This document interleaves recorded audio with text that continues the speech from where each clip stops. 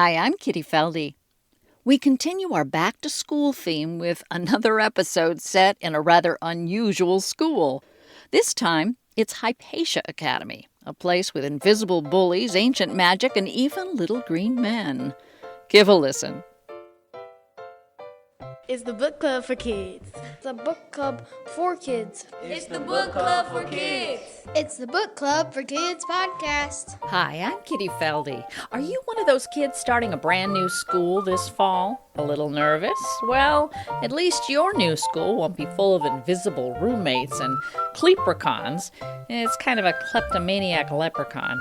And frankly, this one's not a very good one. Once she asked for a book and he came back with a xylophone or something like that. Yeah. That's our trio of readers from Maryland. Our celebrity reader is NPR Weekend Edition Sunday host Rachel Martin. She lets us hear what a leprechaun sounds like. Cornelius B.K. Leprechaun at your service. He put his hat to his chest, made a little bow, and stuck out his right hand to shake. Pleased to meet you, he said. The book is Hypatia Academy by Esther Goldenberg, who introduces us to the ancient wise woman named Hypatia. A mathematician and a philosopher and an astronomer and a teacher, this amazing woman who lived in the time of the Great Library of Alexandria. We'll talk about Hypatia and boarding schools and magic and even the appropriateness of swear words in literature. But let's start at the beginning. Why don't you guys introduce yourselves? My name is Chelsea. I go to North Chevy Chase Elementary and I'm in 6th grade. My name is Maggie Lochran. I go to St. Bartholomew Catholic School in Bethesda and I'm in 7th grade. My name is Bridget and I go to Eastern Middle School and I'm in 6th grade.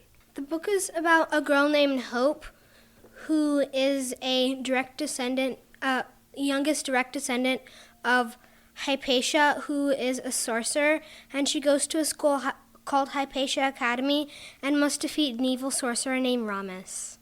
Talk to me a little bit about Hypatia.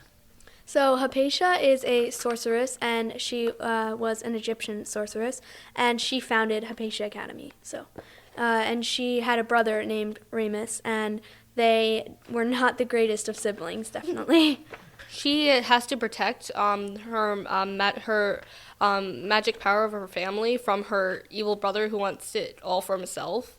And she passes on all this knowledge to her descendants to help keep fighting back against Ramus.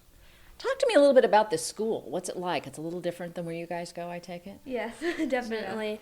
So Hypatia Academy, yes, as you said before, is not a normal school. They have not just normal children, but they have invisible children, and they have little leprechauns. And Hope befriends one called Cornelius. So she meets a lot of unique friends, and they have a lot of libraries, classrooms, and the classes are not as you would normally expect either. One of the reasons Hypatia Academy is different is that attendance to class is not mandatory.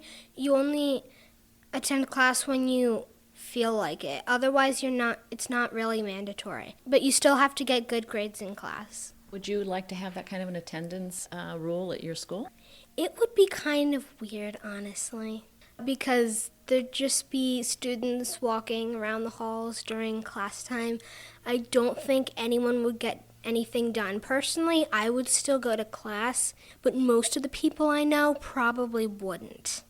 I think it really depends on what kind of people go to your school, because I know in my school, more than half the people would not go to class. So again, as Chelsea said before, nobody would be getting anything done and people would not get as good grades. Yeah, I agree, because how are you supposed to know when something important is going to come up in school and you're just going to completely miss it and your grades will just plummet and everybody will just be walking around the halls doing whatever they want.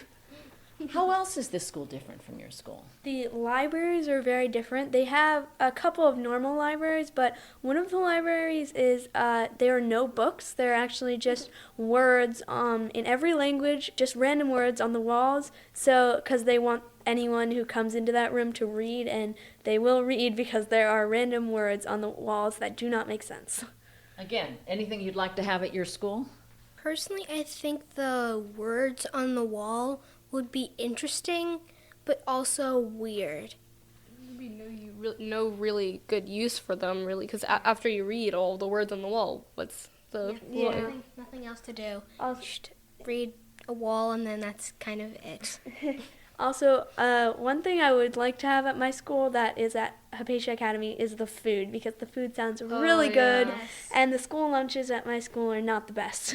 Plus, that one chef they have, Chef Baker, who apparently makes the most amazing blueberry pancakes. I would love to try that. Yeah. They aren't really leprechauns in this book. They are what? Actually, they are called kleprecons, who are supposed to be different from leprechauns. Well, let's hear a little bit more about those kleprecons, courtesy of our celebrity reader this week. You are probably very familiar with her voice. She is the host of NPR's Weekend Edition Sunday, Rachel Martin. Hope put her hand on the doorknob to leave, but the small, squeaky voice wasn't nearly as intimidating as the first loud one. She didn't really want to meet another invisible person, but maybe this was your chance to be brave. Hope paused. "Who are you?" she asked. "And where are you?" "Cornelius B. K. Leprechaun at your service," answered the voice. Hope turned around to follow the sound. In the back corner of the room, she saw a little green man step out from behind a green beanbag chair. He was about the size of her hand and dressed in yellow overalls and a yellow top hat. He removed his hat, revealing a green tuft of hair sticking straight up on his head. He put his hat to his chest, made a little bow, and stuck out his right hand to shake. "Pleased to meet you," he said. Surprised by his size and color, but pleased he wasn't invisible, Hope extended her right hand, and Cornelius took hold of her pointer finger and gave it a hearty shake. "Thank you for your help," she said. "I've never seen an invisible girl before. Come to think of it, I guess I still haven't seen one." Hope shrugged. "But I never even knew people could be invisible." "Which one was the invisible one?" Cornelius asked. The one who we couldn't see?" "Maybe you should get you some glasses," Cornelius suggested. "I could see all of 'em, canasty backtalkers." Weird, thought Hope. Though this little green dude is pretty weird, too. "I've never met a leprechaun before," Hope said. "You're my first one." "Basher's girl, don't ye ever call me a leprechaun again. I am cannot a leprechaun. I could never was a leprechaun. And I can never will be a leprechaun. Have you got that straight in your head?" Sorry, Hope apologized quickly. "I thought you said you were a leprechaun." "I can never would say such nonsense. I said I was Cornelius B. Key Leprechaun. I am a Key Leprechaun. World of difference." "Sorry," Hope apologized again. "I thought I was just having trouble with your accent. I didn't mean to call you the wrong thing. I've never heard of a leprechaun before, and I'm very pleased to meet one. Can you tell me what key leprechauns are? Besides handsome and charming and brave, of course." Cornelius blushed. He had meant to correct her, to tell her that he wasn't the one with the accent. She was. But the compliment distracted him, and he went right into his explanation. "Key leprechauns is magical creatures that come from the woods. Our ancestors were kleptomaniacs and con artists. We are famous for being the best in the world at stealing and tricking." The main kleprecon in the story, Cornelius, says they're supposed to be the best at tricking and stealing. In the beginning of the book, Hope thinks that would be a problem, but then she finds out all the biggest things he can steal are buttons, and it's kind of funny. Kleprecons are very small, too, so they cannot transport big things. So whenever she asks Cornelius to steal something for her, he often comes back with the wrong thing. Like? Well, one she asked for a book, and he came back with a xylophone or something like that. Yeah. So things like that. He does his job well, but at the same time, he can. Sometimes he does not succeed. Let's talk about our main character. When she comes to the school, what kinds of powers does she have? She does not know she has any sort of power, and she is very confused until she meets Cornelius, the Kleprecon, and she meets other friends, such as the twins she meets, Arthur and Walter. Yes, and she becomes very good friends with them. But at first she's very confused and almost angry and sad, too, because she's homesick, and also she doesn't know why she was transported here, so she does not know anything. So she's very confused and actually a little bit mad.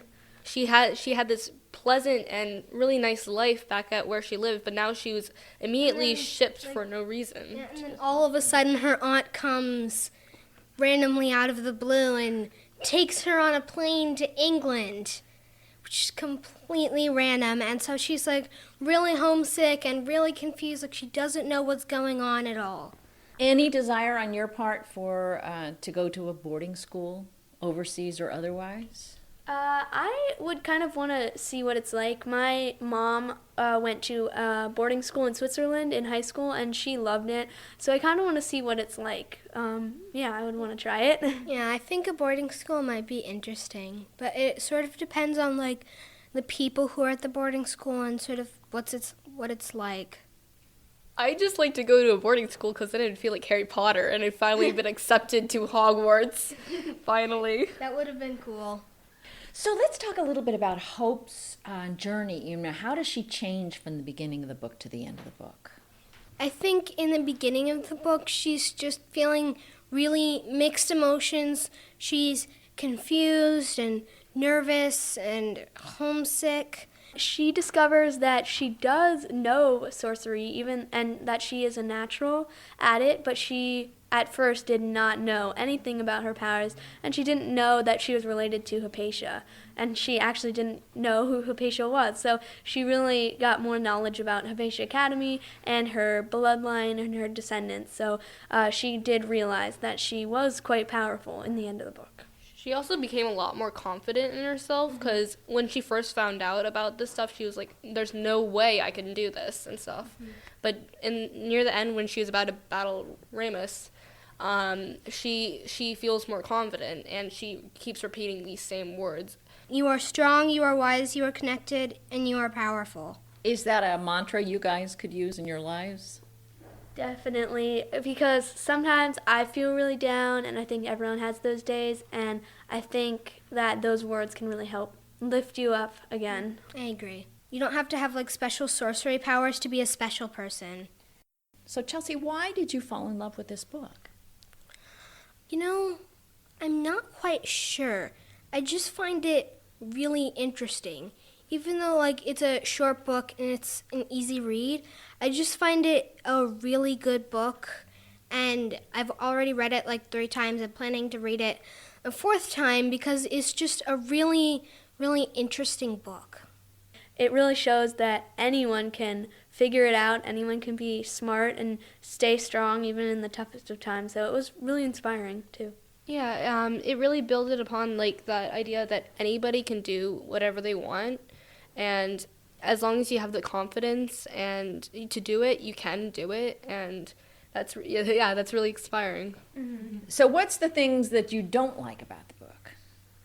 I think we can all relate to this one certain part of the book where there are a couple of bad words. I'm glad you brought that up, because that was the thing that kind of surprised me. There's a portion in the book where she basically starts using words that might get a lot of people in trouble. Yes, I am not a fan of bad words, and I do not say bad words. So I did not like that scene at all. And I know she was in a tough situation, but I still think she could have used better vocabulary. Swearing does release a chemical into your brain that helps you feel better in situations like that, and it actually did say that she felt better about it, so it might have been like the characters thing. And to be fair, in the book she was in a very stressful situation. Even though I don't much like to say bad words, I think that if I was in a really, really stressful situation like that, I might have said something as well. In some books, it makes me frustrated when, like, the hero is facing, like, a near-death situation, and they're incredibly calm and, like, making jokes about stuff, and sometimes it makes me slightly annoyed. I do think that was slightly appropriate in the book because it just makes me know that even when people with incredible powers are, like, going to face something, even they can be a bit nervous as well. And also it said in the book that Hope knows not to say that. It also makes the character seem a bit more true to life, because a lot of girls our age would say something like that, because that's starting to be the new thing, swearing and stuff. So it makes it a lot more seem like the character is real and not just like this perfect good girl. Yeah. My dad always said that when you say bad words, it is basically showing that you do not have a very big vocabulary because you can't think of anything else to say. I think parents don't want their kids saying that because it not only gives the kids a bad reputation for doing bad things, it gives the parents a bad reputation as well. And I think my mom can highly agree on that. I know you guys have some questions for the writer, and we are lucky enough to be joined by Esther Goldenberg. Welcome, and who wants to start? How did you get the idea for the book? I was reading online one day when I came across Hypatia, the actual Hypatia who lived in ancient Egypt a long time ago. And I read her story briefly about her being a mathematician and a philosopher and an astronomer and a teacher, this amazing woman who lived in the time of the Great Library of Alexandria. And I was disappointed by the ending of her real story. And so I just got this idea of how I could change it more to my liking. Where did you get the inspiration for the different characters in the story? The little guy, Cornelius, is actually, there's a book that I absolutely love and highly recommend to everybody called The We Free Men. And there are characters in the We Free Men that are these little guys who are the We Free Men, the little ones, who can do lots of things that the humans in the book can't do. And I thought, well, that's a really great thing to add in a book because Cornelius can do lots of things that the people in the book can't do. So how did you think up Hope's personality, and what was your process for naming the characters and characterizing all of the book's unique people? When I first started this book, Hope's name was Janie. And this book started out as a book called Plain Jane, and the main character was named Janie. And as I developed the story, or maybe I should say as the story sort of developed in my mind, I realized that I needed a main character who had a first name that started with the letter H. And so Janie became Hope. Are you thinking about making a sequel, and what might it be about? Oh, I'm so glad you asked me that because I wanted to ask you guys a question about the sequel, as a matter of fact, because I do have a couple of ideas for a sequel, but I would love to hear what your thoughts are about what you would want to see next. What would you look for in a sequel? I would probably look for another quest she has to go on and more difficulties and maybe meeting new characters, so that kind of thing. I was thinking maybe one of Ramus's descendants, possibly trying against, helping him against the Hypatia. Instead of a sequel, I was thinking more of a prequel, like the story of Ramus and Hypatia when they were kids. Oh, that's a good one. Thanks for your ideas.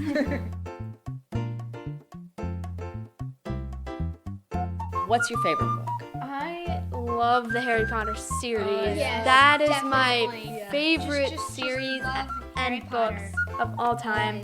So I know that's a series, but I just love all of those books so much. They're my favorite. I love J.K. Rowling. She's great. So that's probably my favorite. Yeah, they're just amazing books. I love the Harry Potter series.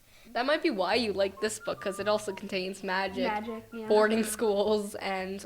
That's probably why we all liked it. Yeah, I think that might be the reason why. Well, I love fantasy fiction books, but I also really love realistic fiction. So I read this a long time ago, but I always really recommend it for someone who's looking for a sad but inspiring book, is Out of My Mind.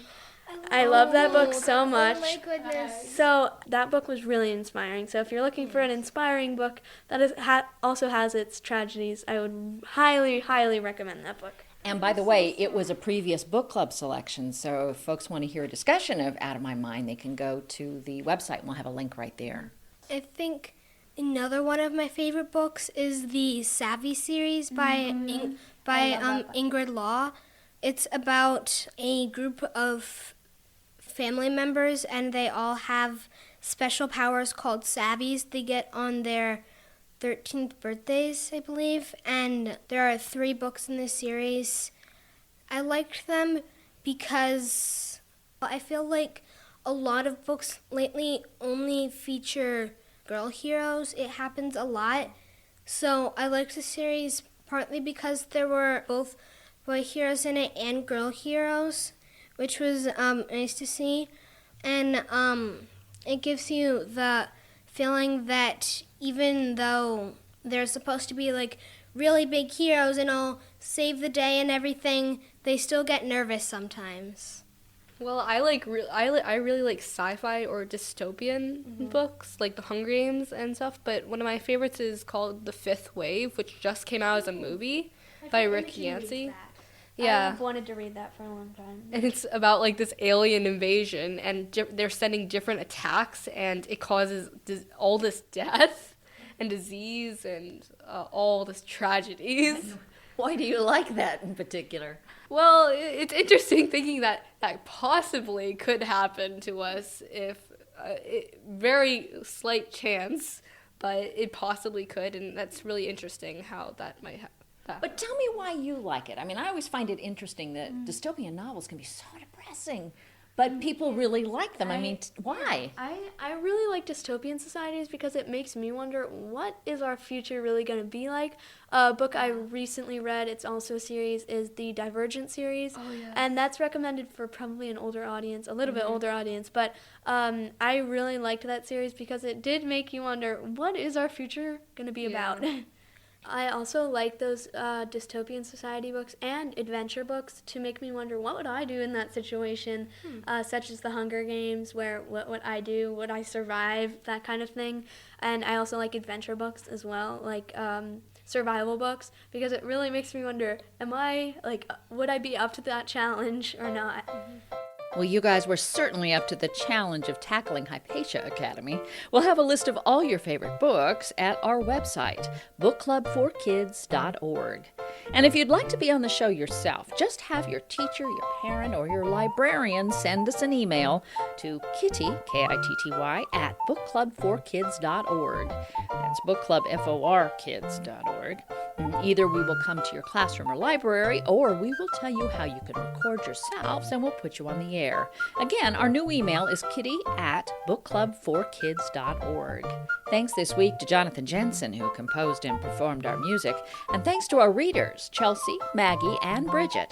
And as well, we want to thank Lynette Clementson, who organized this group, our celebrity reader, NPR Weekend Edition Sunday host Rachel Martin, and our author, Esther Goldenberg. We have a free newsletter for teachers, parents, and librarians full of tips about how to turn kids into lifelong readers. You can sign up at our website, bookclubforkids.org. You can also find us on Facebook, Twitter, Instagram, even Pinterest. And we love to hear from you. Just leave us a review on iTunes. We read all of them. And by the way, we ask for a review and a rating because that's the way that other parents and teachers can find the show and share it with their kids. I'm Kitty Felde. Thanks again for listening.